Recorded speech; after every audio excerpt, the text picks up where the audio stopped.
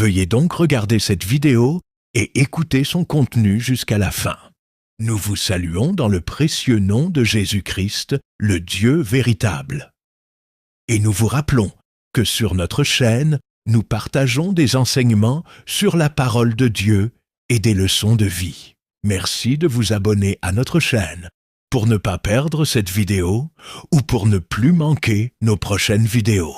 Merci aussi d'aimer, commenter et partager nos vidéos avec vos proches et connaissances pour que ces enseignements et leçons leur parviennent aussi. Retenez que c'est poussé par le Saint-Esprit de Dieu que ce texte est rédigé par le docteur Mozingo Bonga Stanislas Jr.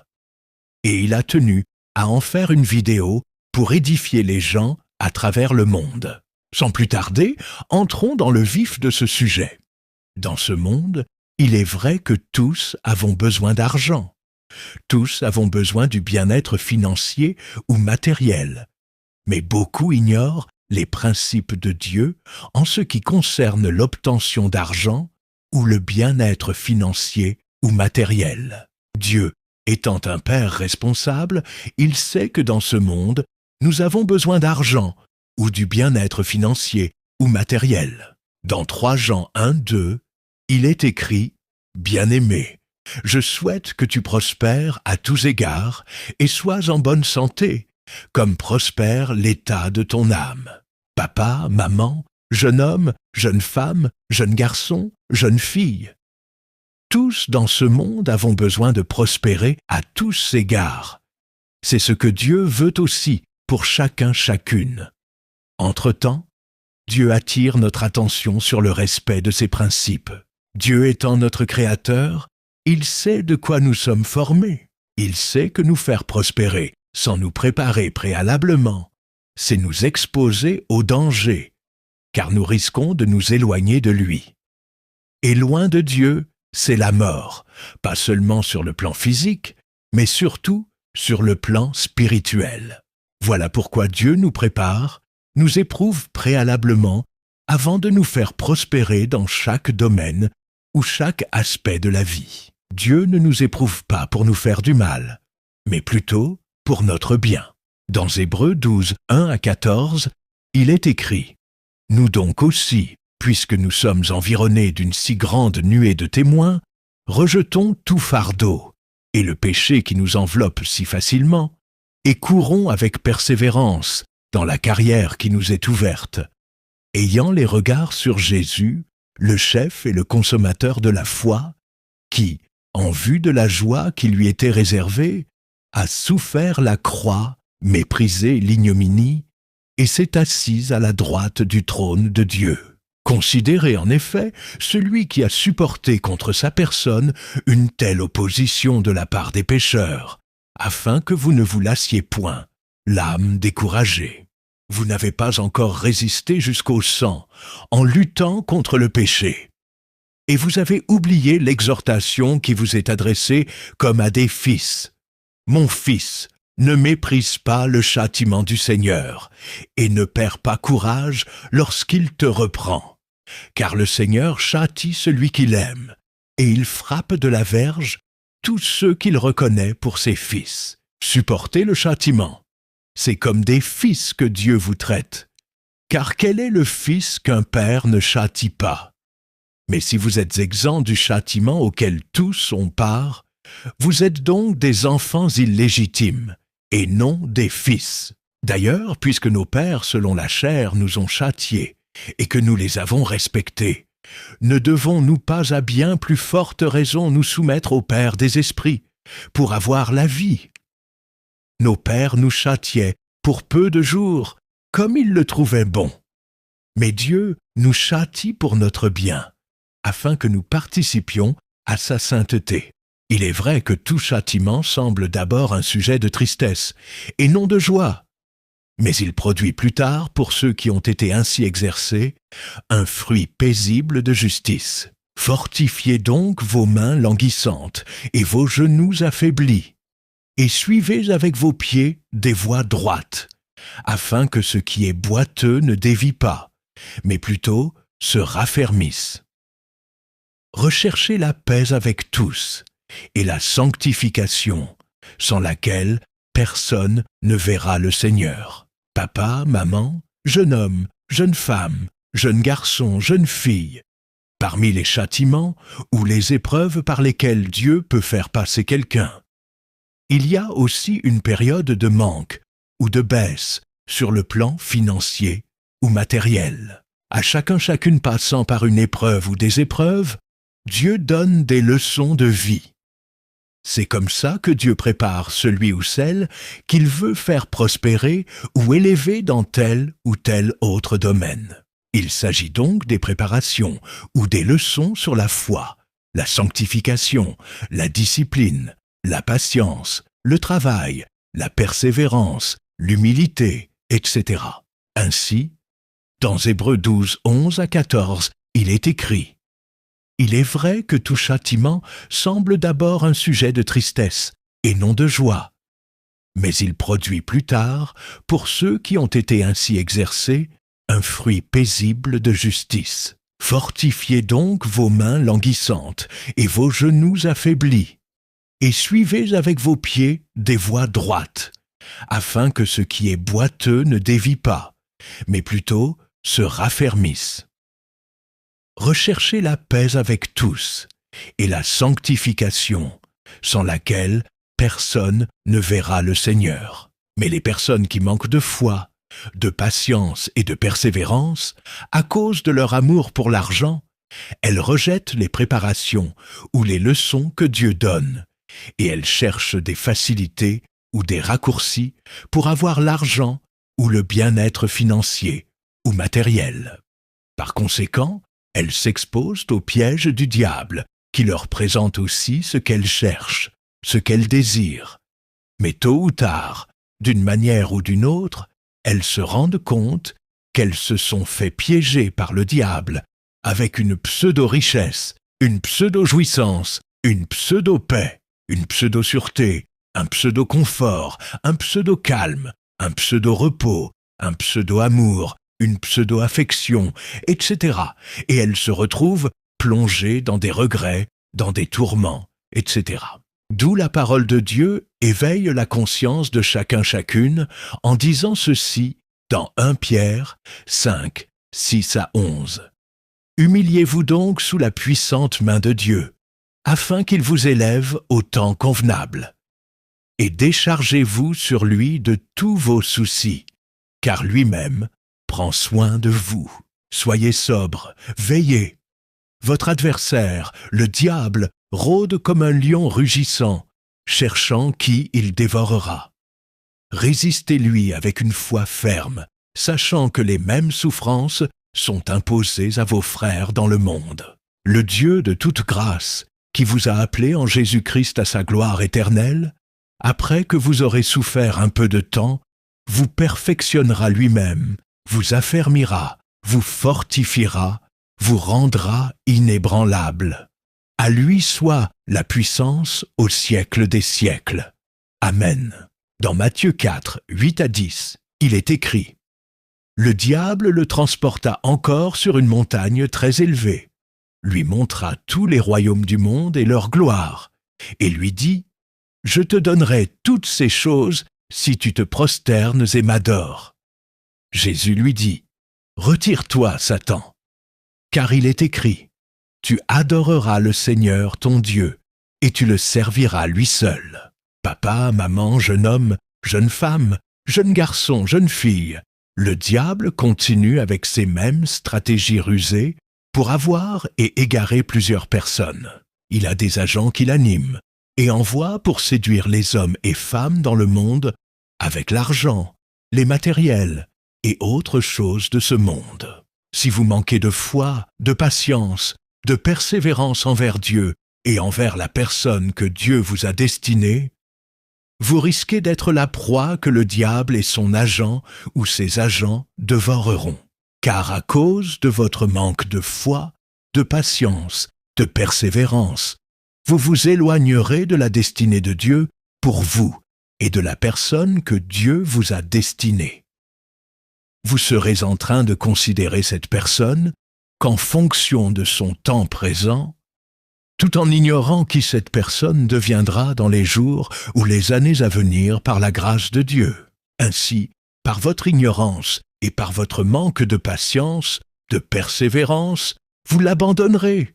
Vous irez vous donner ailleurs, au risque de tomber entre les mains d'une mauvaise personne, voire même d'un envoyé du diable dans votre vie, qui vous séduira ou vous donnera aussi tout ce que vous cherchez ou voulez. Mais tout cela juste pour vous dévorer, tant physiquement que spirituellement. Sachez que Dieu prépare toujours ses enfants avant de les faire prospérer dans chaque domaine ou chaque aspect de la vie. Dans ces préparations, Dieu enseigne et recommande la foi, la sanctification, la discipline, la patience, le travail, la persévérance, l'humilité, etc. Mais à cause de l'amour de l'argent, ainsi que de manque de patience, de persévérance, beaucoup de personnes rejettent ces enseignements et recommandations de Dieu et veulent avoir l'argent, le bien-être financier ou matériel dans la facilité ou via des raccourcis. Par conséquent, elles arrivent à sortir des destinées que Dieu avait prévues pour elles. À cause de l'amour de l'argent ou autre chose de ce monde, voyez comment les gens sont prêts, alors prêts à tout faire. À cause de l'amour de l'argent ou autre chose de ce monde, voyez comment les gens vendent même leurs âmes. À cause de l'amour de l'argent ou autre chose de ce monde, voyez comment les gens suivent les voies d'égarement, les voies de perdition. À cause de l'amour de l'argent ou autre chose de ce monde, voyez comment les gens deviennent méchants et font du mal aux autres. À cause de l'amour de l'argent ou autre chose de ce monde, voyez comment les gens envient la prospérité des autres. À cause de l'amour de l'argent ou autre chose de ce monde, voyez comment les personnes ne font des choix et ne prennent des décisions que sur base d'intérêts ou profits financiers ou matériels. À cause de l'amour de l'argent ou autre chose de ce monde, voyez comment les femmes ne veulent être en relation ou se marier qu'avec les hommes qui ont déjà l'argent comme elles désirent. Elles refusent de patienter et de persévérer avec les hommes que Dieu leur a destinés. Elles ignorent que chaque homme a son passé. Même les hommes qu'elles envient aujourd'hui, il fut un temps, ils n'étaient pas ceux qu'ils sont devenus.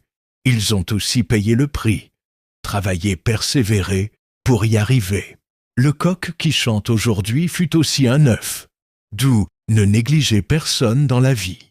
À cause de l'amour de l'argent ou autre chose de ce monde, voyez comment il y a des personnes qui entrent dans des relations ou dans des mariages, des tourments sans s'en rendre compte.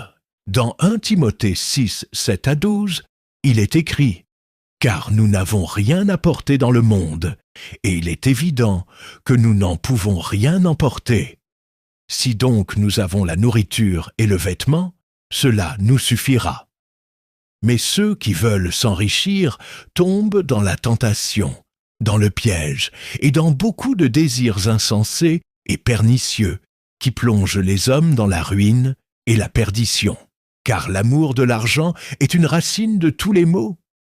Et quelques-uns, en étant possédés, se sont égarés loin de la foi et se sont jetés eux-mêmes dans bien des tourments. Pour toi, homme de Dieu, fuis ces choses et recherche la justice, la piété, la foi, la charité, la patience, la douceur. Combat le bon combat de la foi, saisis la vie éternelle, à laquelle tu as été appelé, et pour laquelle tu as fait une belle confession en présence d'un grand nombre de témoins.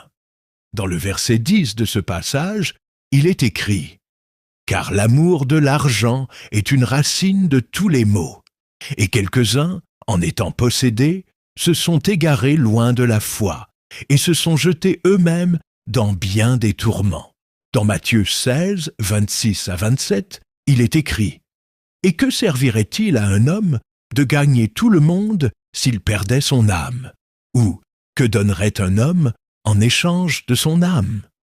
Car le Fils de l'homme doit venir dans la gloire de son Père avec ses anges, et alors Il rendra à chacun selon ses œuvres. Papa, maman, jeune homme, jeune femme, jeune garçon, jeune fille, la parole de Dieu considère ce monde comme un pays.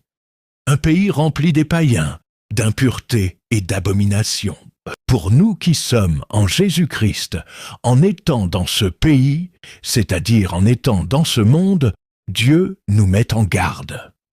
Écoutez ce que Dieu nous recommande pour que nous devenions forts, pour que nous mangions les meilleures productions du pays et que nous les laissions pour toujours en héritage à nos fils et filles.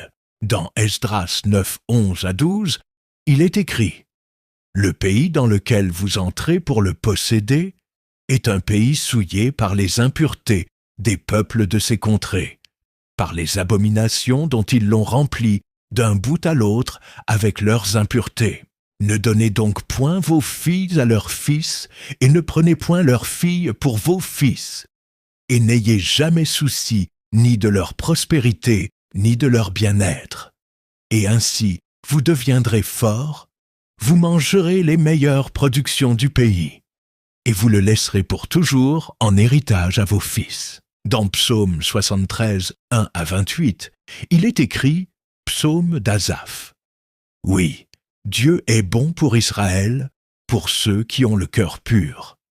Toutefois, mon pied allait fléchir, mes pas étaient sur le point de glisser, car je portais envie aux insensés, en voyant le bonheur des méchants. Rien ne les tourmente jusqu'à leur mort, et leur corps est chargé d'embonpoint. Ils n'ont aucune part aux souffrances humaines. Ils ne sont point frappés comme le reste des hommes. Aussi l'orgueil leur sert de collier. La violence est le vêtement qui les enveloppe. L'iniquité sort de leurs entrailles. Les pensées de leur cœur se font jour. Ils raillent et parlent méchamment d'opprimés. Ils profèrent des discours hautains. Ils élèvent leur bouche jusqu'aux cieux, et leur langue se promène sur la terre. Voilà pourquoi son peuple se tourne de leur côté. Il avale l'eau abondamment, et il dit « Comment Dieu saurait-il?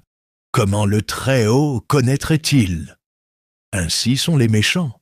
Toujours heureux, ils accroissent leur richesse. C'est donc en vain que j'ai purifié mon cœur et que j'ai lavé mes mains dans l'innocence. Chaque jour, je suis frappé. Tous les matins, mon châtiment est là. Si je disais « Je veux parler comme eux », voici, je trahirais la race de tes enfants. Quand j'ai réfléchi là-dessus pour m'éclairer, la difficulté fut grande à mes yeux, jusqu'à ce que j'eusse pénétré dans les sanctuaires de Dieu et que j'eusse pris garde au sort final des méchants. Oui, tu les places sur des voies glissantes, tu les fais tomber et les mets en ruine. Et quoi? En un instant, les voilà détruits. Ils sont enlevés, anéantis par une fin soudaine. Comme un songe au réveil, Seigneur, à ton réveil, tu repousses leur image. Lorsque mon cœur s'aigrissait et que je me sentais percé dans les entrailles, j'étais stupide et sans intelligence. J'étais, à ton égard, comme les bêtes. Cependant, je suis toujours avec toi. Tu m'as saisi la main droite, tu me conduiras par ton conseil, puis tu me recevras dans la gloire. Quel autre ai-je au ciel que toi? Et sur la terre, je ne prends plaisir qu'en toi. Ma chair et mon cœur peuvent se consumer. Dieu sera toujours le rocher de mon cœur et mon partage. Car voici, ceux qui s'éloignent de toi périssent. Tu anéantis tous ceux qui te sont infidèles. Pour moi, m'approcher de Dieu, c'est mon bien. Je place mon refuge dans le Seigneur, l'Éternel, afin de raconter toutes tes œuvres. Dans Matthieu 6, 24 à 34, il est écrit « Nul ne peut servir deux maîtres, car ou il haïra l'un et aimera l'autre, ou il s'attachera à l'un et méprisera l'autre. Vous ne pouvez servir Dieu et Mammon. C'est pourquoi je vous dis, ne vous inquiétez pas pour votre vie de ce que vous mangerez, ni pour votre corps, de quoi vous serez vêtus. La vie n'est-elle pas plus que la nourriture, et le corps plus que le vêtement? Regardez les oiseaux du ciel. Ils ne sèment ni ne moissonnent, et ils n'amassent rien dans des greniers. Et votre Père céleste les nourrit. Ne valez-vous pas beaucoup plus qu'eux? Qui de vous, par ses inquiétudes, peut ajouter une coudée à la durée de sa vie? Et pourquoi vous inquiétez au sujet du vêtement? Considérez comment croissent les lys des champs. Ils ne travaillent ni ne filent. Cependant, je vous dis que Salomon même, dans toute sa gloire, n'a pas été vêtu comme l'un d'eux. Si Dieu revêt ainsi l'herbe des champs qui existe aujourd'hui et qui demain sera jetée au four, ne vous vêtira-t-il pas à plus forte raison, gens de peu de foi? Ne vous inquiétez donc point et ne dites pas « Que mangerons-nous? Que boirons-nous? De quoi serons-nous vêtus ?» Car toutes ces choses, ce sont les païens qui les recherchent. Votre Père céleste sait que vous en avez besoin. Cherchez premièrement le royaume et la justice de Dieu, et toutes ces choses vous seront données par-dessus. Ne vous inquiétez donc pas du lendemain, car le lendemain aura soin de lui-même. À chaque jour suffit sa peine. Dans Hébreux 13, 5 à 6, il est écrit « Ne vous livrez pas à l'amour de l'argent. Contentez-vous de ce que vous avez, car Dieu lui-même a dit « Je ne te délaisserai point et je ne t'abandonnerai point. » C'est donc avec assurance que nous pouvons dire « Le Seigneur est mon aide, je ne craindrai rien. Que peut me faire un homme ?» Pourquoi donc ces enseignements? Retenez que ces enseignements ne disent pas que dans la vie, il faut rester sans travailler, sans avoir des ambitions, sans chercher l'argent ou sans poursuivre des objectifs, etc. Mais ces enseignements tiennent plutôt à interpeller chacune qu'il ne faut rien faire sans le Seigneur Jésus-Christ, le Dieu véritable. Qu'il faut chercher, travailler avec discipline, honnêteté, patience et persévérance, en tenant ferme, sans se lasser, sans abandonner la foi en Jésus-Christ. Dans Proverbe 12, 27, il est écrit « Le paresseux ne rôtit pas son gibier. » Mais le précieux trésor d'un homme, c'est l'activité, le travail. Dans Proverbe 19, 15, il est écrit « La paresse fait tomber dans l'assoupissement, et l'âme nonchalante éprouve la faim. » Dans 2 Thessaloniciens 3, 10, il est écrit « Si quelqu'un ne veut pas travailler, qu'il ne mange pas non plus. » Dans Agé 2, 8, il est écrit « L'argent est à moi, et l'or est à moi, dit l'Éternel des armées. » Dans Proverbe 10, 22, il est écrit « C'est la bénédiction de l'Éternel qui enrichit, et il ne la fait suivre d'aucun chagrin. » Dans Hébreux 11, 6, il est écrit « Or sans la foi, il est impossible de lui être agréable, car il faut que celui qui s'approche de Dieu croit que Dieu existe et qu'il est le rémunérateur de ceux qui le cherchent. » Dans Ecclésiaste 3, 11, il est écrit « L'Éternel fait toutes choses bonnes en son temps. » Dans Matthieu 7, 7 à 11, il est écrit « Demandez et l'on vous donnera. Cherchez et vous trouverez. Frappez et l'on vous ouvrira. Car quiconque demande reçoit, celui qui cherche trouve, et l'on ouvre à celui qui frappe. Lequel de vous donnera une pierre à son fils s'il lui demande du pain?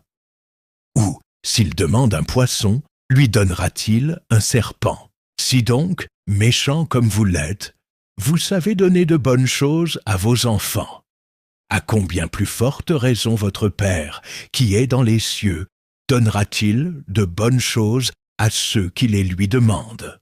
Dans Marc 11, 24, il est écrit « C'est pourquoi je vous dis, tout ce que vous demanderez en priant, croyez que vous l'avez reçu, et vous le verrez s'accomplir. » Dans Jean 14, 14 à 15, le Seigneur Jésus-Christ dit « Si vous demandez quelque chose en mon nom, je le ferai. Si vous m'aimez, gardez mes commandements. » Dans Jacques 4, 1 à 10, il est écrit « D'où viennent les luttes et d'où viennent les querelles parmi vous? N'est-ce pas de vos passions qui combattent dans vos membres? Vous convoitez et vous ne possédez pas. Vous êtes meurtriers et envieux, et vous ne pouvez pas obtenir. Vous avez des querelles et des luttes, et vous ne possédez pas, parce que vous ne demandez pas. Vous demandez, et vous ne recevez pas, parce que vous demandez mal, dans le but de satisfaire vos passions. Adultères que vous êtes, ne savez-vous pas que l'amour du monde est inimitié contre Dieu? Celui donc qui veut être ami du monde se rend ennemi de Dieu. Croyez-vous que l'Écriture parle en vain? C'est avec jalousie que Dieu chérit l'Esprit qu'il a fait habiter en nous. Il accorde, au contraire, une grâce plus excellente. C'est pourquoi l'Écriture dit « Dieu résiste aux orgueilleux, mais il fait grâce aux humbles. » Soumettez-vous donc à Dieu, résistez au diable, et il fuira loin de vous. Approchez-vous de Dieu, et il s'approchera de vous. Nettoyez vos mains, pécheurs. Purifiez vos cœurs, hommes irrésolus. Sentez votre misère. Soyez dans le deuil et dans les larmes. Que votre rire se change en deuil et votre joie en tristesse. Humiliez-vous devant le Seigneur, et il vous élèvera. Dans Ésaïe 59, 1 à 2, il est écrit « Non, la main de l'Éternel n'est pas trop courte pour sauver, ni son oreille trop dure pour entendre. Mais ce sont vos crimes qui mettent une séparation entre vous et votre Dieu. Ce sont vos péchés qui vous cachent sa face et l'empêchent de vous écouter. » Dans Hébreux 12, 12 à 14, il est écrit « Fortifiez donc vos mains languissantes et vos genoux affaiblis, et suivez avec vos pieds des voies droites, afin que ce qui est boiteux ne dévie pas, mais plutôt se raffermisse. Recherchez la paix avec tous et la sanctification, sans laquelle personne ne verra le Seigneur. » Dans 1 Jean 1 à 9, il est écrit « Si nous confessons nos péchés, il est fidèle et juste pour nous les pardonner et pour nous purifier de toute iniquité. » Dans Proverbes 28, 13 à 14, il est écrit « Celui qui cache ses transgressions ne prospère point, mais celui qui les avoue et les délaisse obtient miséricorde. Heureux l'homme qui est continuellement dans la crainte, mais celui qui endurcit son cœur tombe dans le malheur. Papa, maman, jeune homme, jeune femme, jeune garçon, jeune fille, retenez donc que dans la vie, il faut avoir des ambitions, persévérer, travailler, chercher l'argent, poursuivre des objectifs fixés, faire de bons choix, prendre de bonnes décisions, etc. Tout cela avec le Seigneur Jésus-Christ, le Dieu véritable, et dans une vie de prière, de foi, de crainte de Dieu, de repentance, de sanctification, de patience, de persévérance, de discipline, d'honnêteté, de travail, d'humilité. Voilà le secret d'obtention des richesses en Jésus-Christ, le Dieu véritable. Même quand nos richesses s'accroissent, sachons que Dieu nous met toujours en garde. Il nous dit dans Psaume 62, 10 à 12, « Ne vous confiez pas dans la violence, et ne mettez pas un vain espoir dans la rapine. Quand les richesses s'accroissent, n'y attachez pas votre cœur. Dieu a parlé une fois. 2 fois j'ai entendu ceci, c'est que la force est à Dieu. À toi aussi, Seigneur, la bonté, car tu rends à chacun selon ses œuvres. » Dans 1 Corinthiens 4, 7, il est écrit « Qui est-ce qui te distingue? Qu'as-tu que tu n'aies reçu? Et si tu l'as reçu, pourquoi te glorifies-tu comme si tu ne l'avais pas reçu? Papa, maman, jeune homme, jeune femme, jeune garçon, jeune fille, aujourd'hui vous voulez recevoir Jésus-Christ en tant que Seigneur et Sauveur. Vous voulez revenir et être entièrement en Jésus-Christ, le Dieu véritable. Veuillez répéter cette prière après moi. Seigneur Jésus-Christ, aujourd'hui j'ai écouté ta parole et j'ai entendu ta voix qui m'appelle. Me voici devant toi. Je reconnais que je me conduisais par ignorance.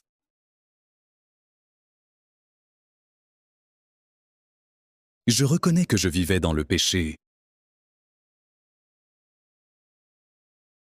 Je reconnais que j'ai péché contre toi.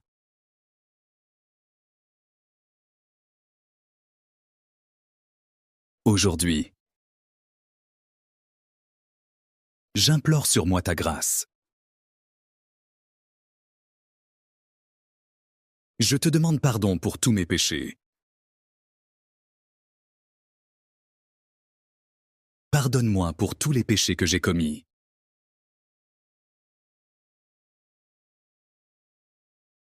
Aujourd'hui, je te reçois, Seigneur Jésus-Christ. En tant que mon Seigneur et mon Sauveur personnel, cher Saint-Esprit de Dieu,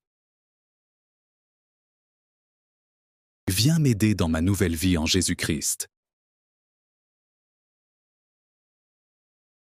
Au nom de Jésus-Christ, j'ai ainsi prié. Amen. Jeune garçon, jeune fille, jeune homme, jeune femme, papa, maman, vous qui venez de faire cette prière, sachez que désormais vous êtes une nouvelle créature en Jésus-Christ, selon qu'il est écrit dans 2 Corinthiens 5, 17. Si quelqu'un est en Christ, il est une nouvelle créature. Les choses anciennes sont passées. Voici, toutes choses sont devenues nouvelles. Ce qui vous revient à faire maintenant, c'est de grandir dans votre relation personnelle avec Jésus-Christ, le Dieu véritable. Cela en ayant une vie de prière et méditation personnelle de la parole de Dieu. N'oubliez pas qu'en ces temps, il existe dans ce monde beaucoup de faux serviteurs, beaucoup de fausses églises, c'est-à-dire des églises qui sont dans l'idolâtrie, dans la magie. Pour tromper les gens, elles se cachent derrière une certaine bonne apparence, c'est-à-dire, ils ont aussi la Bible, le nom de Jésus-Christ en bouche, ils prêchent aussi. Tout cela pour tromper la vigilance des gens. La vie de prière et méditation personnelle de la parole de Dieu vous permettra aussi de distinguer le vrai et le faux, et de se séparer de faux. Merci pour votre attention. Nous vous rappelons que sur notre chaîne, nous partageons des enseignements sur la parole de Dieu et des leçons de vie. Merci de vous abonner à la chaîne, d'aimer, commenter et partager nos vidéos avec vos proches et connaissances pour apporter votre soutien à la chaîne. À nous revoir à la prochaine vidéo, si le Seigneur Jésus-Christ, le Dieu véritable, nous le permet. D'ici là, portez-vous bien.